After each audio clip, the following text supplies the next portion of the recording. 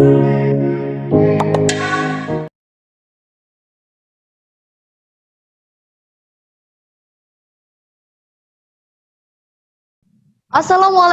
warahmatullahi wabarakatuh. Good morning, the honorable judges and respected audiences. I'm Nafisa Riski Arinandita.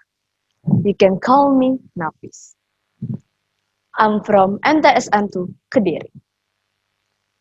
Today, I want to share what I have thought about the youth nationalism of Indonesia.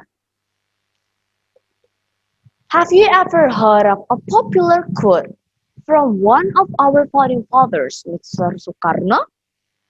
He ever said, "Give me 1,000 old men, I will undoubtedly rip marrow from its root. Give me 10 young men, I will undoubtedly shake the world." Well, this quote really affects my opinion about nationalism, especially among youths. Absolutely, young people have enough energy to bring positive impacts to the world when we have nationalism in our daily life. This quote tries to make us as teenagers concerned how nationalism should be one of our reasons to build a better future for our country and nation. Ladies and gentlemen, so what is nationalism? Nationalism is the desire to be united as a nation, even though we have a lot of differences such as races, religion, culture, and so on. This nationalism has brought Indonesia to escape from Dutch colonialism. The struggle of our heroes to show nationalism is a way to express love to our homeland. Like a proverb, "Hubbul watan minal iman," which means loving a homeland is a part of faith. The 75 years of Indonesia independence should be a thing for all societies in Indonesia to be grateful for. It is only by the grace of God and the struggle of our heroes we can live in peace now. All the audience says the effort to achieve independence certainly cannot be separated from the role of youths, with several events happen at the time. Firstly, it began with the movement of the rise of Indonesian nationalism when Budi Utomo was formed in 1908.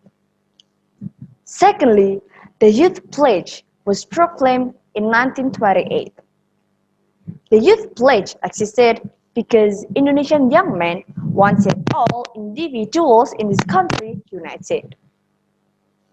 Then, in 1928, they declared that we had one motherland, one nation, and one language. Thirdly, it was the physical revolution period of Indonesian independence, where some youth leaders such as Syahrir, Darwis Pikana, and Khairul Saleh, Soekarno, and Hatta carried out the proclamation. It was known as Rengas Dengklok incident. Brothers and sisters, now what can we do to strive nationalism in this country? Of course, we're not going to start a war.